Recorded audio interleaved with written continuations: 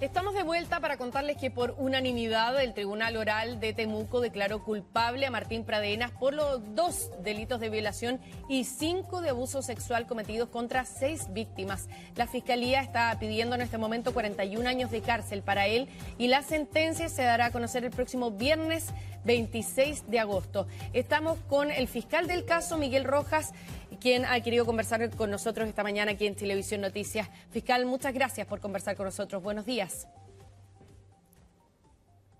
Hola, gracias a ustedes por este contacto.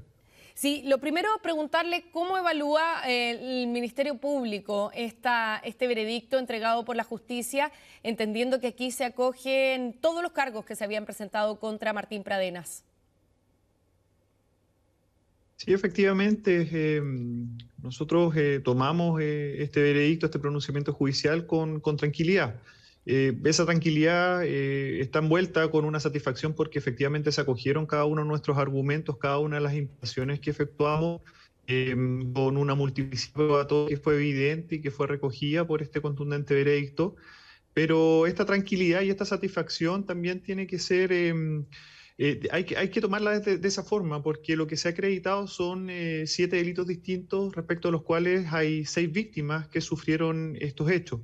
Lo positivo de esto es que a partir de este veredicto, el hecho que se hayan acogido cada uno de nuestros argumentos, que se haya escuchado a las víctimas, es que a partir de este momento las víctimas, y esto puede servir para que ellas puedan tener un proceso reparatorio efectivo y que estos hechos y que ellas puedan continuar con sus vidas y que estos hechos puedan ser superados de alguna u otra forma.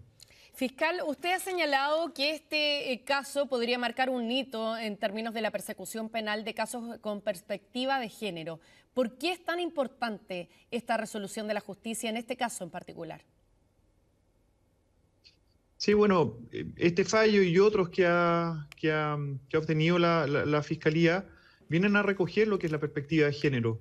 En términos bastante simples, lo que viene a recoger esto es entender el fenómeno que se está evaluando. Es superar prejuicios, es superar estereotipos de cómo son estos delitos, de cómo son o cómo deben comportarse las víctimas frente a conductas que puedan constituir acercamientos sexuales no consentidos.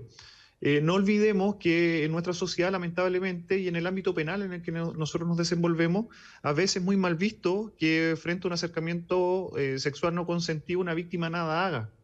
Siempre el foco está puesto en la víctima, en la crítica a la víctima. Lo que se ha logrado a partir de este pronunciamiento y otros también es que la víctima deja estar en el foco de la persecución y en el foco queda lo que efectivamente debe ser, que es la conducta desplegada por el acusado y los efectos que está causado en la víctima. Ahora, en ese sentido, ¿usted cree que el tribunal aquí sopesó debidamente esta evolución que tuvo Martín Pradenas? Porque se hablaba durante todo el juicio oral respecto de que él habría empezado a cometer abusos y luego habría terminado cometiendo actos con cierta odiosidad contra las mujeres y que habría desarrollado esta conducta hasta llegar al punto de la violación.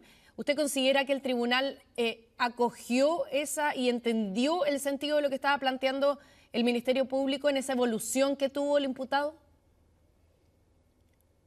A ver, este proceso investigativo fue un proceso bastante complejo por distintos factores que, bueno, son conocidos por la opinión pública. Eso nos ha llevado y nos llevó a asumir ciertos desafíos a nivel investigativo y se han utilizado herramientas investigativas e insumos que no son utilizados comúnmente, como recurrir, por ejemplo, a ciencias relacionadas con el derecho penal, como lo es la criminología, y en ese sentido me gustaría destacar el trabajo de la Policía de Investigaciones, particularmente en el Instituto de Criminología, que nos aportaron experiencia desde esa perspectiva. Se incorporó a lo largo del juicio un informe pericial psicológico relacionado con la vinculación de cada uno de los casos que daban cuenta de patrones comunes.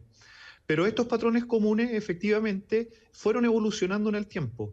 Patrones comunes que decían relación no solamente con la forma de operar, sino que también cómo era la elección de las víctimas por parte del condenado. Y cuando nosotros observamos esta conducta, sí, efectivamente, a partir del año 2010, que son los primeros hechos que nosotros imputamos en nuestra acusación, se da cuenta de ataque intempestivo, en que hay un aprovechamiento de las víctimas embarazadas, hay un aprovechamiento de las mismas cometiendo conductas que son constitutivas realmente del delito de abuso, para posteriormente existir un aprovechamiento de la imponerse, se da cuenta también de un aprendizaje en forma de dar por parte del condenado. Tenemos algunos problemas de comunicación con el fiscal Miguel Rojas, quien se está refiriendo al fallo de la justicia que entregó su veredicto ya y consideró culpable a Martín Pradenas de 5 delitos de abusos sexuales y 2 delitos de violación, acogiendo todos los cargos que se habían presentado por parte del Ministerio Público. Y se está refiriendo el fiscal a la importancia que ha tenido las pruebas que presentó la Fiscalía en este juicio oral que se extendió por 37 días y que contó con, por ejemplo, el análisis también entiendo fiscal, del peritaje que se hizo al celular de Martín Pradenas, donde se logra determinar que él había borrado cerca de 15.000 archivos, ¿no? ¿Qué tan gravitante fue esa prueba para el veredicto que entregó la justicia? Bueno, pero fue uno de los elementos más que se tomó en consideración para dar cuenta de elementos que se incorporaron en términos contextuales. Nosotros desde un comienzo planteamos cuál era la visión, cómo entendíamos que era la visión del condenado respecto al género femenino.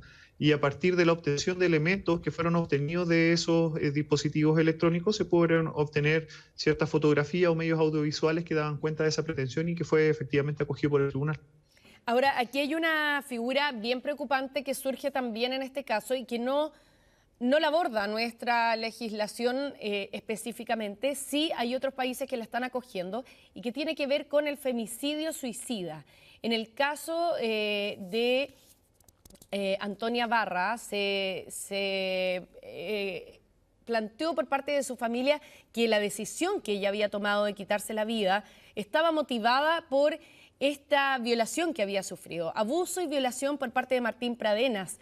¿Qué tan relevante puede ser este fallo también para que se empiece a considerar por lo menos esta figura, donde mujeres se ven obligadas a tomar la decisión que muchas veces o propiciar la decisión de quitarse la vida a través de delitos que se hayan cometido contra ellas, ¿no?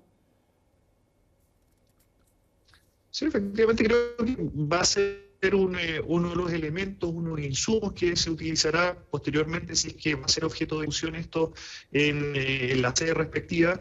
Me imagino que será un elemento que se utilizará, pero no nos olvidemos que en este caso en particular el tribunal y los medios de prueba dieron cuenta de que efectivamente existía un nexo entre los hechos que vivió Antonia en el mes de septiembre del año 2019 y el posterior y lamentable desenlace. Eso también se consideró y eso también la Fiscalía lo esgrimió para efecto de la discusión de la pena en concreto en cuanto a la mayor o menor extensión del mal causado, no solamente en la víctima, sino que también en su familia, y que sirvió de base también para solicitar la pena que en definitiva estamos solicitando. Ahora, a su juicio y después de haber participado en la investigación de este caso, ¿usted considera que la figura del femicidio suicida debería incorporarse también a los otros aspectos con que se sanciona el femicidio, las otras variantes que se han ido incorporando, por ejemplo, la violencia en el pololeo, también como el origen del femicidio?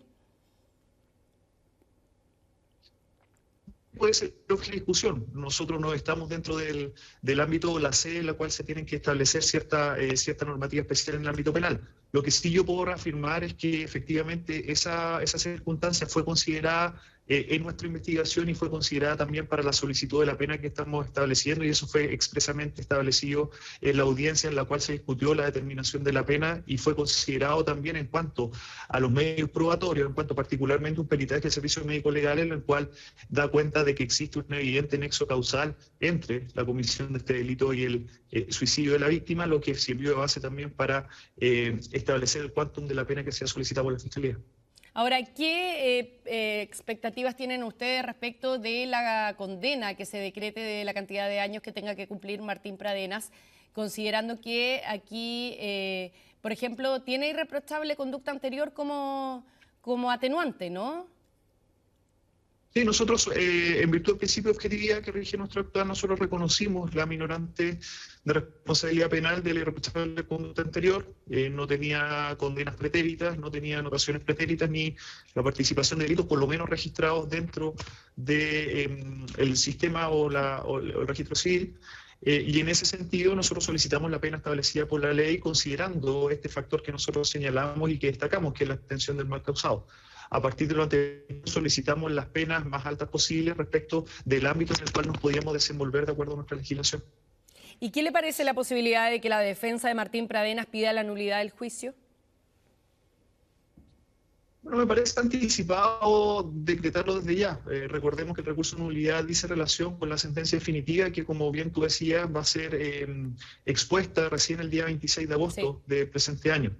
Sin perjuicio de lo anterior, conociendo el tenor del veredicto, que es un veredicto sumamente contundente, tengo la plena confianza de que el fallo va a ser de la misma forma, y al ser de la misma forma me da la impresión, y anticipándome un poco a los hechos, es que podría ser que no padezca la causal que establece la legislación para poder cumplir, pero sin perjuicio de eso, efectivamente hay que tomar con cautela y hay que dar lectura al fallo que se va a tener el 16.